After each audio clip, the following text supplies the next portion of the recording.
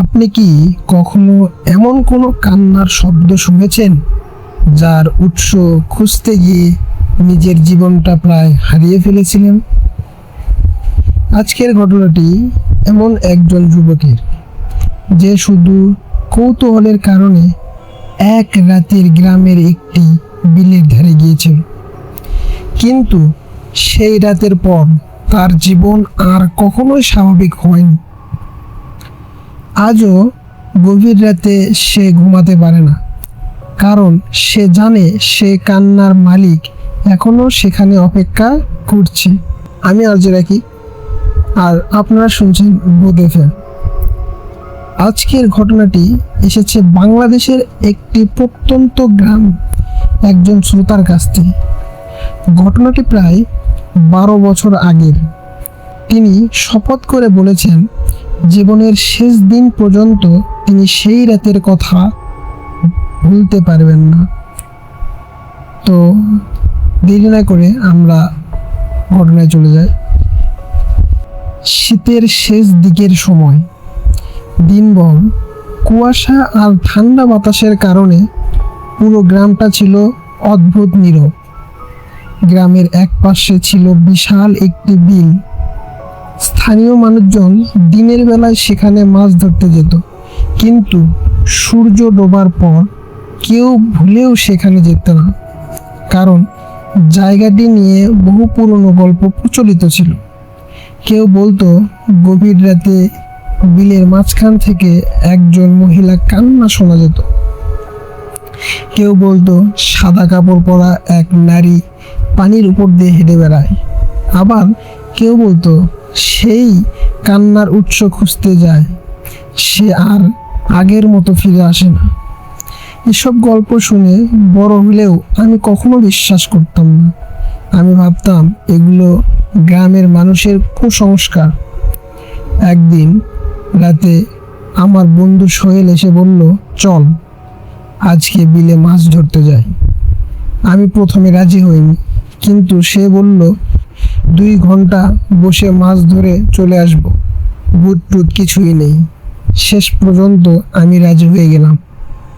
রাত প্রায় 11টার দিকে আমরা দুজন রওনা দিলাম। গ্রামের শেষ মাথা পেরিয়ে যখন বিলের কাছে পৌঁছালাম, তখন চারপাশে এমন নীরবতা যে নিজের শ্বাসের শব্দও স্পষ্ট শোনা যায়। দূরে কোথাও একটা পেঁচার ডাক ভেসে আসছিল। আমরা ছিপ ফেলে বসে রইলাম। প্রথম 1 ঘন্টা সব স্বাভাবিক হয়ে ওঠে। দূর থেকে ভেসে আসে একটা মেয়ের কান্না, খুব ধীর, খুব করুণ। মনে হচ্ছিল কেউ বুক ভাঙা কষ্ট নিয়ে কাঁদছে। আমি আর সোহেল একে অপরের দিকে তাকালাম। শুনছি। আমি জিজ্ঞাসা করলাম, হ্যাঁ। তার কণ্ঠ ভয় স্পষ্ট। আমরা ভেবেছিলাম হয়তো কোনো মানুষ হবে, কিন্তু কয়েক মিনিট পর আবার সেই কান্না শোনা গেল। এবার আরও কাছে। আমার শরীরে লোম দাঁড়িয়ে গেল। টর্চ জ্বালিয়ে চারপাশে আলো ফেললাম, কেউ নেই, কিন্তু কান্নার শব্দ যেন চারিদিকে থেকে আসে। হঠাৎ লক্ষ্য করলাম বিলের ওপারে পুরনো বটগাছের নিচে সাদা কিছু একটা দাঁড়িয়ে আছে। প্রথমে ভাবলাম কাপড়, কিন্তু কিছুক্ষণ পর সেটি নড়ল। আমার বুক ধড়ফড় শুরু হয়ে গেল। সোহেল শিপ শিপ করে বলল, ওটা মানুষ। উত্তর দিতে পারলাম না। কান্নার শব্দ এবার সেখান থেকে আসছে। আমরা ধীরে ধীরে এগোতে শুরু করলাম। প্রতিটি পদক্ষেপের সাথে ভয় বাড়ছিল। বটগাছে পৌঁছানোর পর দেখলাম একজন মহিলা মাটিতে বসে আছে। তার সাদা শাড়ি কাদায় ভেজা, লম্বা চুল মুখে ঢেলে রেখেছে। তিনি মাথা নিচু করে কাঁদছে। সোহেল সাহস করে বলল, আপনি ঠিক আছেন? কোনো উত্তর নেই। আবার জিজ্ঞাসা করলো, তবুও নীরবতা। তারপর মহিলাটি ধীরে ধীরে মাথা তুললেন। আমাদের বুকের রক্ত যেন জমে গেল। তার চোখ সম্পূর্ণ কালো, মুখে অস্বাভাবিক হাসি, আর ঠোঁটের কোণ পর্যন্ত ছিঁড়ে যাওয়া এক ভয়ঙ্কর চেহারা। তিনি হঠাৎ দাঁড়িয়ে গেলেন, কিন্তু দাঁড়ানোর সময় তার পা মাটিতে ছিল না। মনে হচ্ছিল কয়েক ইঞ্চি উপরে ভেসেছে। তারপর তিনি বললেন, তোরা আমাকে খুঁজতে এসেছিস? কণ্ঠস্বরটা মানুষের মতোই ছিল, মনে হচ্ছিল একসাথে অনেকগুলো মানুষ কথা বলছে। আমরা দৌড় শুরু করলাম। পেছনে তাকানোর সাহস ছিল না, কিন্তু কিছুক্ষণ পর বুঝতে পারলাম আমাদের পেছনেও কারো পায়ের শব্দ হচ্ছে। ধূপ ধূপ ধূপ, যেন কেউ ধীরে ধীরে হাঁটছে।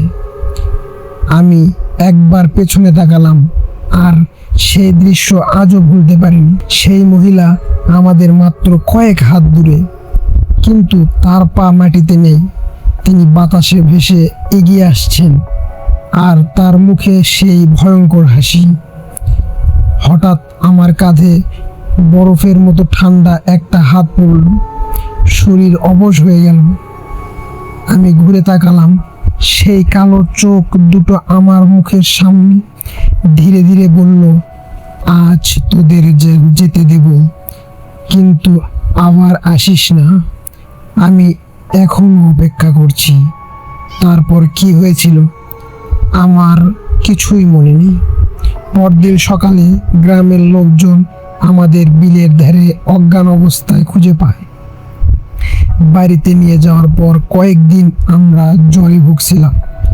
পরে গ্রামের সবচেয়ে বৃদ্ধ একজন আমাদের জানান, অনেক বছর আগে এক নববধূ নৌকায় ডুবে এই বিলেই মারা গিয়েছিল।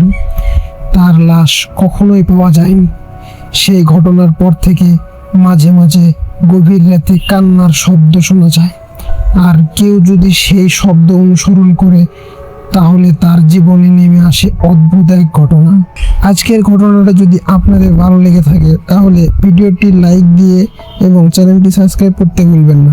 আমি আরজে রাসেল বিদায় নিচ্ছি, কিন্তু মনে রাখবেন, রাত যত গভীর হয় অন্ধকারে লুকিয়ে থাকা রহস্যগুলো ততই বেশি জেগে ওঠে।